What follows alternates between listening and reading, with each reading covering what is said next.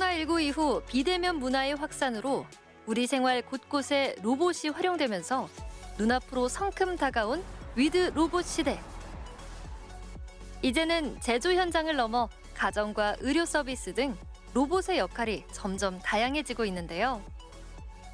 미래 성장의 핵심 동력으로 주목받는 로봇 산업 분야에서 우리나라가 글로벌 시장을 선도하려면 어떻게 해야 할까요? 우리나라 로봇 산업의 현 주소와 미래를 조영훈 한국로봇산업협회 전무이사와 함께 이야기 나눠봅니다. 산업용 로봇은 물론 바리스타 로봇이나 음식점 서빙 로봇까지 일상 곳곳에서 로봇이 움직이고 있습니다. 네, 사람과 로봇이 공존하는 시대, 보다 편리하고 성능 좋은 로봇 개발에도 관심이 쏠리고 있죠. 오늘은요, 한국로봇산업협회 조영훈 전무이사와 함께 우리 로봇 산업에 대해서 이야기 나눠보는 시간 갖도록 하겠습니다. 어서 오세요. 네, 안녕하세요. 안녕하세요. 먼저 한국로봇산업협회 어떤 곳이고 또 핵심 업무는 어떤 건지 한번 설명 부탁드리겠습니다. 한국로봇산업협회는 1999년 6월 달에 설립된 사업자 단체고요. 회원사 사업을 지원하기 위해서 그리고 정부 R&D를 지원하기 위해서 네. 그리고 표준화를 지원하기 위한 다양한 사업을 진행하고 있습니다. 또 수요 창출하겠다 하면은 전시회를 좀 지원하고 해외 IR도 지원하는 이런 형태 그리고 그들이 좀 세계 시장을 선점하기 위해서 표준화도 같이 작업을 하고 있습니다. 물론 사업자 단체이기 때문에 저희들도 회원사의 권익보호 관련되는 사업도 같이 하고 있습니다. 관련해서 전시도 굉장히 요즘에는 많은 분들께서 좀 접하시는 것 같더라고요. 네. 어떤 것들이 있었나요? 그 마켓플레이스 역할을 하는 게 로보월드라는 전시회가 있습니다. 그러니까 올해 17번째 개최하고요. 그 전시회는 지금 킨텍스에서 매년 지금 개최하고 있는데요. 네. 거의 5만 명 정도의 참관객이 모집하고요. 그리고 부스 규모도 거의 그 150개 업체들 정도가 지금 참여하고 있습니다. 하고 있고요. 작년 경우에는 그 전시회가 이제 아무래도 여기도 코로나의 영향을 또 받았습니다. 받다 보니까 맞아요. 아무래도 오프라인 전시회가 좀 어려울 수 있다 해가지고 온라인 전시회를 또 병행을 했거든요. 네. 병행하면서 아무래도 뭐 공동구매 사업을 진행하는 부분도 있고요. 그다음에 기술 마켓 관련되는 프로그램을 만들어서 수요자와 공급자 관련되는 기술들, 그러니까 기업들이 만든 기술과 제품들을 원하는 분들한테 뭐 일반인도 그렇지만 그 기업한테도 이렇게 연결해주는 그런 플랫폼을 운영하고 있습니다. 그런 부분이 우리나라 로봇 사업에 그래도 조금 새로운 발전을 이루는 계기가 되지 않을까라는 생각을 하고 있습니다. 로봇들의 종류가 굉장히 많은 것 같습니다. 대표님께서 소개를 좀 부탁을 해주신다면요. 로봇 산업은 크게 제조용 로봇하고 서비스 로봇으로 구분될 수 있습니다. 제조용 로봇 경우에는 공장 자동화를 주도하는 형태가 됐는데요. 최근에는 인간과 협업하는 협동 로봇들이 또 만들어져 있었고요. 그리고 서비스 로봇은 가정에 들어가는 개인 서비스 로봇하고 그다음에 그 전문 서비스 로봇으로 나눠집니다. 영역이 나눠지는데 개인 서비스 로봇 관련돼서는 지금 가정에 들어가는 것도 있고요. 네. 그리고 교육 현장에 들어가는 그런 로봇도 만들어지고 있고요. 근데 전문 서비스 로봇 같은 경우는 이제 대기업이 주도하면서 지금 뭐 수술 로봇, 또는 방역 로봇, 네네. 그리고 이런 로봇들도 하고 있습니다. 요즘 가장 주목받는 로봇의 종류랄까요? 그런 건 어떤 것들이 있을까요? 최근에는 조금 아이러니했던 것 같아요. 그게 그 최저 그 임금이 높아지면서 그 이제 식음료 쪽 파트에서 로봇을 도입하는. 그래서 아마 많이 보셨을 것 같은데 바리스타 로봇도 많이 보셨을 것 같고. 맞아요. 요즘엔 로봇 카페도 있어요. 네네. 네. 뭐 치킨을 튀겨주는 로봇도 만들어지고 있고요. 뭐 아이스크림을 이렇게 제조하는 로봇도 만들어진 형태로 협동 로봇이 활용되고 있고요. 네. 또 다른 형태로는 방역 로봇이라든지 아니면은 뭐 물류 로봇이라든지 이런 형태에서 로봇의 범위들이 더 많이 확대되고 있습니다. 그 국내외 그 로봇 시장의 규모는 또 어떠하고 그 우리 로봇 산업은 세계에서 어떤 평가를 받고 있습니까? 2020년 기준으로 세계 로봇 시장 경우는 지금 242억 불 정도 되고 있습니다. 그래서 전년 대비 2.9% 정도 성장을 했고요. 6년간 보면은 지금 9.3%의 성장을 했습니다. 반면에 이제 한국 경우는 5조 4천억 정도 하고 있거든요.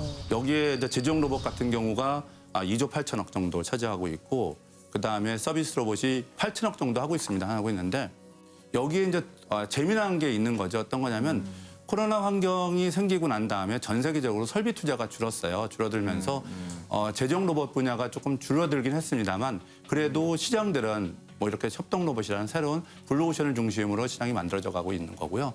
한국 경우에는 오히려 코로나 환경이 생기면서 이제 방역이나 아니면 뭐 이런 수술 로봇이라든지 아니면 새로운 형태의 로봇들이 거기에 맞는 로봇들이 만들어지면서 과거에 한 6천억 정도 하는 시장이 한 8천억으로 좀 늘어나는 형태의 성장세를 보이고 있다는 것들이 조금 더 고무적이지 않는가라고 생각하고 있습니다. 말씀을 듣고 보니 지금 산업 규모가 좀 커질 수 있었던 것이 바로 코로나19 상황이라는 게 좀 아이러니하긴 네. 하긴 합니다만 어떤 변화들이 생겼고 어떤 로봇들이 좀 지금 구체적으로 나오고 있는지에 대해서도 소개를 부탁드릴게요. 코로나 이전 경우에는 리쇼링이라고 해가지고 제조업들 이제 본국을 돌아오는 형태들이 많았고 그다음에 인공지능 관련되는 부분 그리고 뭐 인더스트리 4.0 이런 형태의 그다음에 고령화 뭐 이런 이슈가 많았는데요. 코로나 이후에는 아무래도 원격 진료, 원격 교육, 네. 그다음 비대면 결제 이런 부분들이 시대적 상황이 좀 바뀌어가고 있었고요. 그 환경에 맞춰가지고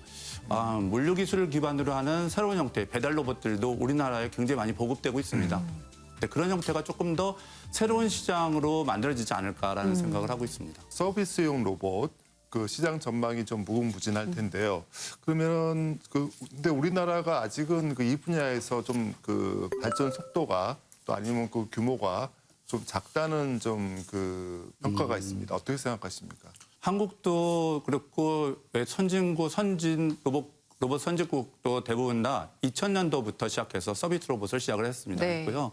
그 당시에 이제 아이디어만 가지고 시작을 했고 한국도 당시에 지능 로봇 육성 전략이라는 걸 가지고 해서 2005년만 해도 거의 60여 종의 시작품들을 로봇을 만들었는데 그 시장을 만들어서 확보되기 위해서는 제품의 신뢰성 가격이 좀 어느 정도 확보돼야 되는 네네. 부분인데 그런 부분들을 만드는 데는 저희들이 좀 어려움이 있었습니다. 어려움이 있었던 게 일반 고객을 대상으로 했다면 좋았는데 얼리 어댑터라고 하는 로봇에 관심이 많은 분들을 중심으로 하다 보니까 그들이 만족도는 높았지만 일반인한테는 가지 않았던 거죠. 매니아층만 생긴 거네요. 네네. 그러다 보니 그 시장을 확보하기 위해서 처음에는 B2C로 가던 부분을 네. B2G로 가브먼터나 아니면은 공공기관으로 확대되면서 공공수요 확대라는 이름으로 많이 가고 있습니다. 시장은 그러면서 확대되고 있는 것 같습니다. 숫자상으로 보면 국내 로봇 기업들의 99%가 중소기업이라고 들었습니다.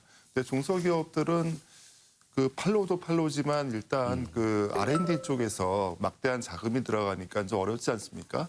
협회 차원에서는 어떤 지원을 하고 계십니까? 우리나라 중소기업과 외국의 중소기업이 다른 점이 있습니다. 한국의 중소기업은 IMF 이후에 제조용 로봇을 하고 있던 대기업들이 스핀업한 기업들이 대부분 많습니다. 많아가지고 기본적으로 기술 창업을 했다는 거죠. 그러니까 기술 창업을 했기 때문에 물론 자본 능력이 약하기 때문에 큰 로봇을 만들거나 큰 빅 마켓에 참여하지는 못했지만 네. 기본적인 기반 기술을 가지고 있었고요. 로봇 산업이 더 커지려면은 빅마켓이 되고 더 세계 선점을 하려면 더 많은 참여하는 기업이 늘어나야 되는데 그런 부분에 창의적인 스타트업이 나타났고요. 창의적인 그 기업을 대상으로는 아무래도 창업부터 시작했을 때 창업을 지원해주는 프로그램들도 만들어져 있고요. 그리고 그분들과 함께 이제 만들어지면은 이제 시작품을 어디다 넣을 거냐 할 때 시장 창출 보급 사업이라는 게 또 정부가 주도하고 있어요. 거기가 연결고리를 찾아드리고 있고요. 잘 만들어지면 해외 시장 판매, 아까 말씀하셨던 로볼드라는 전시회에 또 이렇게 나오게 해가지고 네. 많은 고객들과 만날 수 있는 바이어들과 만날 수 있는 기회를 또 만들어서 그 기업이 스스로 성장할 수 있게 저희 협회가 지원하고 있습니다. 네. 그러니까 인재 육성이 결국에는 중요하다는 뜻이 되는 것 같은데 협회에서도 관련해서 사업을 좀 진행을 하고 계십니까? 인재 양성은 대단히 중요한 부분이죠.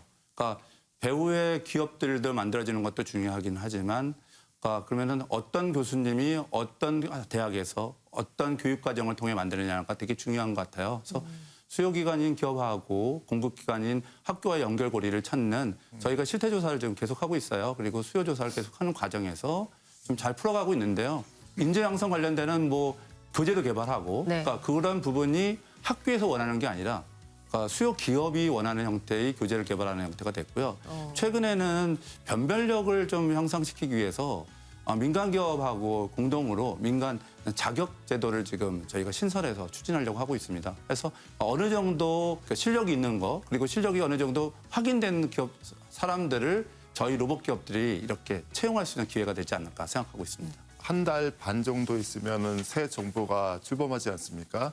그 지금 인수위 쪽에서 말씀하시는 걸로는 그 과학기술에 좀 더 방점을 두겠다 이렇게 알려지고 있는데요. 그렇다면 그 새 정부에 어떤 점을 좀 그 건의하고 싶으신가요? 미래를 봐서 좀 발전적인 얘기를 꺼내는 게 좋겠다라고 생각해서 세 가지를 좀 생각을 했습니다. 네. 하나는 컨트롤 타워를 어떻게 구축할 거냐는 부분, 네 그런 부분이 하나 있고요. 또 하나는 수요 산업과의 융합을 통한 신사업을 어떻게 발굴할 것이냐라는 부분, 그리고 마지막으로 사회적 합의를 통해 가지고 새로운 형태의 보편적 서비스를 어떻게 보급할 거냐는 부분에 대한 말씀을 좀 드리고 싶습니다. 그래서 컨트롤 타워 관련되는 부분은 외국 경우에는 성장 동력 산업 관련되는 경우 미국은 대통령이 직속을 하고 있고요. 그리고 일본은 총리가 직속을 하고 있습니다. 네. 그런 부분을 감안했을 때 한국은 좀 컨트롤 타워를 조금 높일 필요가 있지 그러네요. 않겠냐라는 생각이 하나 들어서 컨트롤 타워를 조금 강화할 필요가 있다는 생각을 좀 하나 했던 게 좀 있었고요. 수요 산업의 공급 융합 관련되는 부분은 일본과의 그 이제 부품을 어떻게 국산화할 거냐는 부분을 고민하는 과정에서 결과적으로 수요 기업이었던 업체들이 사용하려면은 수요 산업이 필요했거든요. 예를 들면 자동차 산업, 네. 반도체 산업, 그리고 디스플레이 산업인데 그쪽에 있는 로봇들은 여전히 외산이 많습니다. 일본과 독일 쪽 관련되는 게 많다 보니까 그쪽에서부터 좀 국산 로봇을 사용할 수 있는 여지를 만들어야 된다는 생각이 좀 들었고요. 네. 마지막으로 하나 저기 했던 거는 사회적 합의가 필요하다는 부분들이 우리 로봇 청소기가 맨 처음에 가정에 들어갈 수 있었던 거는 가정의 노동력 해송을 해줄 수 있는 기기가 뭐냐라고 했을 때 로봇 청소기라는 사회적 합의가 있었기 때문에 효자예요? 가능했던 거죠. 네네. 했는데 어쨌든 사업이 보편화되려면 저희들도 안내형 로봇들 만들고 뭐 다양한 형태의 로봇을 만들었지만 그런 로봇들이 가능하려면 사회적으로 이런 부분은 좀 해야겠다라는 네. 부분을 하는데 그거는 조금 새로운 뭐 정부에서 관심을 가져주시고 하면은 조금 더 많은 로봇들을 만들어내고 양산할 수 있지 않을까 생각하고 있습니다. 네. 앞으로의 산업계는 어떻게 전망하고 계시는지요? 코로나 때문에 아무래도 새로운 환경이 만들어지는 거죠. 만들어져서 앞서 데이터는 산업용 로봇 제조용 로봇 관련되는 시장이 조금 줄었다고 하지만 근로자들이 사업 환경에서 근무하지 못하면서 거꾸로 제조를 해야 되는 상황이 될 때 사람 대신 로봇이 들어가는 제조용 로봇이 도입이 좀 더 늘어나고 있습니다. 역설적으로요. 네네. 늘어나고 있고 그리고 또 새로운 형태의 시장 중에 하나가 이렇게 요즘 식음료라고 아까 말씀을 드렸습니다만 그런 쪽을 중심으로 프랜차이즈 쪽을 중심으로 새로운 시장이 조금 훨씬 더 많이 만들어지면 우리가 주변에서 더 많이 볼 수 있지 않을까 생각이 들거든요. 네네. 그러니까 휴머노이드 로봇을 옛날에 원했던 것만큼이나 그 정도의 기능은 아니어도 인간의 기능들 원하는 저기를 어느 정도 해소할 수 있는 부분이 나라고 생각을 하고 있고요. 네. 방역이라든지 이런 물리라든지 이런 부분들은 새로운 형태의 시장이 형성돼 가지고 조만간 한국을 주도로 해 가지고 새로운 시장이 만들어지지 않을까. 근데 거기에 대기업이 참여하시는 것 같아요. 그래서 그러면은 좀 다른 문제가 될 것 같아요. 더 많은 좋은 일이 생길 거라는 거죠. 그런 거요. 그런 네. 방향으로요. 네네, 예. 그 협회 차원에서는 로봇 산업의 그 경쟁력 강화를 위해서 어떤 사업을 지금 구상하고 계신가요?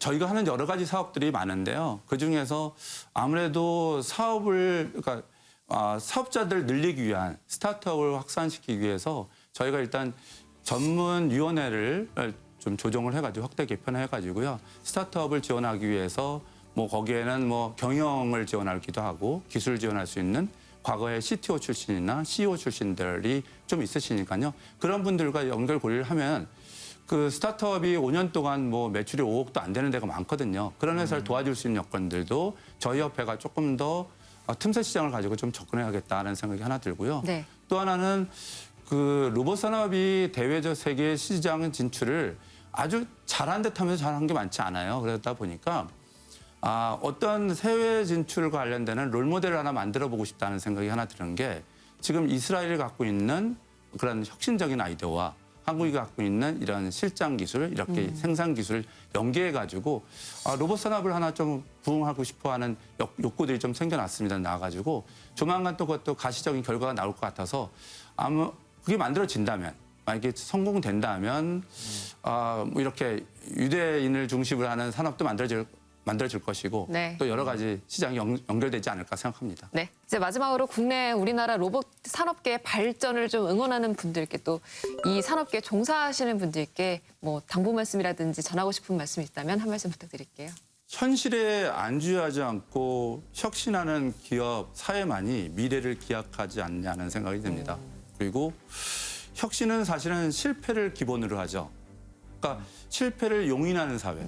네. 그리고 또 한 번 도전할 수 있는 기회. 그리고 그런 과정 속에서 먼저 나갔던 1세대 로봇 기업들, 그리고 쫓아가는 2세대 기업들, 그리고 그걸 보면서 나도 가야겠다고 생각하는 3세대 기업들이 같이 상생 협정할 수 있는 프로그램이 만들어질 수 있다면 네. 우리나라 로봇 산업이 또 한 번 새로운 부흥이 일어나지 않을까 생각합니다. 로봇 산업은 한국의 4차 산업 발전에서 중요한 축을 담당하고 있습니다. 산업 발전을 위해서는 자발적인 기술 개발 노력에 더해서 정부 차원의 인재 육성 정책이 필요해 보입니다. 로봇은 단순하게 인간의 노동력을 대체하는 것을 넘어서 이제는 새로운 국가 경쟁력이 되고 있습니다. 앞으로 우리나라가 로봇 강국으로 우뚝 서서 세계 시장을 선도할 수 있기를 바라면서 오늘 토요포커스는 여기서 모두 마치겠습니다. 함께해 주신 여러분 고맙습니다.